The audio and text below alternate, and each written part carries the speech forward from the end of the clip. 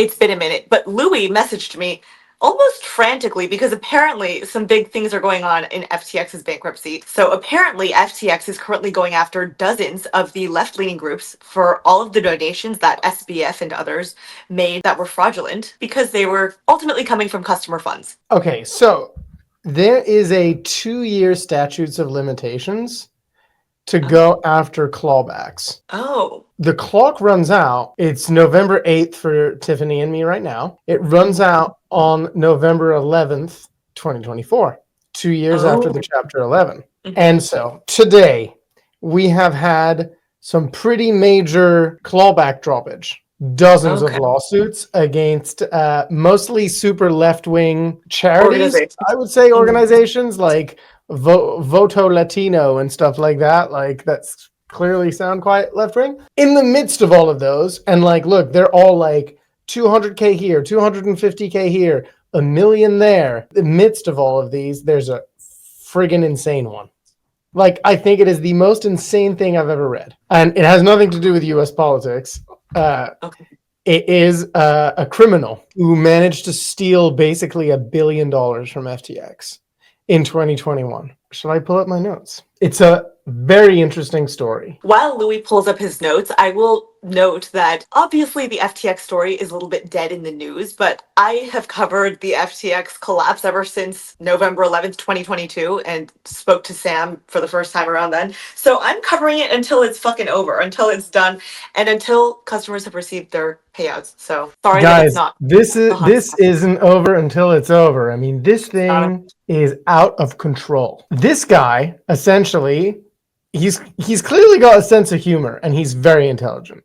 He is a real criminal involved in like loads of like crazy crimes, and he's very, very greedy. If I were a criminal and I managed to steal $1 billion, I think I would stop criming. This guy keeps on criming. Oh, okay. Who is this man? And his name is Nawaz Mohammed Mirun, and we're just going to call him Miran. Or there's another name that he likes to be called, Humpty the Whale. Humpty the Whale. He likes to be called Humpty the Whale. His real name is Mirun, but he likes to be called Humpty the Whale. So we're going to call him, out of respect for this criminal, Humpty the Whale. Humpty the Whale. So Humpty the Whale in 2021 opens an FTX account in January 2021. And what he does is that he starts buying a token called BTMX. He buys so much BitMEX on FTX that it goes up 10,000% on FTX. Okay. And BitMEX, he's been like fucking with BitMEX as well. And BitMEX go to FTX and they're like, yo guys, there's this sketchy dude doing something weird here. And what do Alameda do? They grab a bunch of BitMEX tokens on BitMEX so that they can deliver them to this guy on FTX. And this guy just keeps building hundreds of millions of dollars position in BitMEX tokens, which go up like crazy. And on FTX, you could borrow against your assets. And so this guy just started borrowing against his like BitMEX tokens that he made go up 10,000%. And he is withdrawing hundreds of millions of dollars against that. Okay. Instead of like doing anything about it, the FTX people are like, yo, lol, this trader's amazing. And in the meantime, he then this trader does the same thing by shorting using perps, something called mobile coin. This came up during court at some point, the mobile coin. And this guy like is shorting fucking mobile coin, whatever. He has a huge P&L balance on his FTX account. And in the meantime, it's all on leverage. And he's like withdrawing real money like crazy. And FTX is like, boom, all right, this guy is committing crimes. Let's lock his account. And Sam wrote this down. He fucking wrote this down in a chat. Realized we forgot to lock withdrawals, smiley face, and the guy withdrew $450 million. Oh my god! From his FTX account. Damn. Shit, almost a $500 million. Jesus. Jesus. Hey, it's me, Tiff, and in case you've never heard of me before, I've been independently covering fraud and bankruptcies in the crypto space. Because of this, I know a lot of people who follow me or might recognize me were once customers of FTX. Well, that's where FTX Creditor comes in. FTX Creditor will buy your FTX bankruptcy claim and pay you immediately in USDC. FTX Creditor has actually bought more FTX claims than all of the other claims buyers combined. FTX Creditor even buys small claims as low as $1,800, all the way up to claims as large as $10 million. So if you're interested in selling your FTX claim for immediate liquidity, or in selling your Voyager, BlockFi, or Celsius stub, you can go to ftxcreditor.com or contact them on Telegram at @FTXCreditor or on X at @FTXCreditor_com. And then Ryan Salami in internal chat logs on Slack writes, would be cool to keep him as a friend though, since he's like 50% of our margin platform. Lol. Oh my god. Which is pretty retarded, pretty crazy to write that whilst you're being robbed. I have this like image of robberies as like, you remember that movie called Ocean's 11? Yes, but I don't remember what happened, but I'm aware that it's like a bank. There's like a complicated, sexy bank robbery, casino robbery, where it's like super advanced and stuff. And obviously the casino people know when they find out they're getting robbed, they're like taking action not to be robbed. And it's like $10 million. These guys are like, this guy robbing us plays big hands at blackjack. We should encourage him to stay. You know what? Ryan might get his wish because this guy is probably going to end up in jail. So they could be buddies in... I don't actually know where Ryan is in jail right now. I forget, but they could be buddies. They could be buddies. What they do. Okay. This guy just lost 450 million for FTX, and like instead of FTX taking the loss, so that everybody understands, this guy made artificially the price of the token go up a ton. He borrowed money against that artificially pumped token, withdraws the money, and now there's an account with a huge negative balance on FTX. So they email him being like, hey, you have to deposit more collateral, you know, and his email is like donor kebab spicy at protonmail.pl. Like, this guy's fucking gone.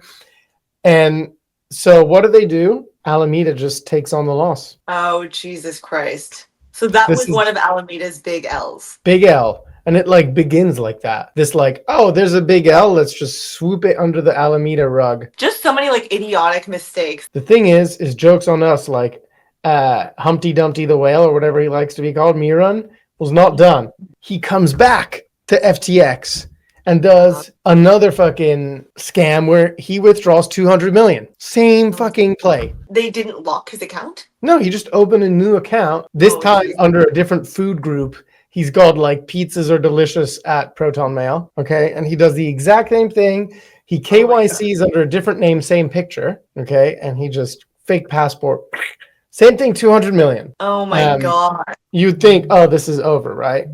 Well, jokes on us again. He comes in with an email called mother of all burgers at protonmail.com. Oh my God, just food groups. Another food group. What does he do? He does it again, okay? He pumps a token called KNC. Who the fuck knows what that is? And an FTX employee catches him and is like signaling it to Sam, being like, yo, this guy is the same guy that did it on the other tokens, on the BitMEX tokens. It's the same fucking guy. And somehow, I don't know, they fumble this and let him withdraw $68 million. Oh my God. So what's the total at this point? Well, the losses for Alameda are over $1 billion. But he, I think, only manages to withdraw like 600 or something. But Alameda loses more money because they have to close all the shorts. And then he files a $12 million proof of claim in the Chapter 11. Oh, shit. He comes back to the scene of the crime and is like, oh, I'm going to file some claims. And the FTX debtors are like, yo, great. Let him file. They let him come in and he KYCs with his real name. He does all of that. And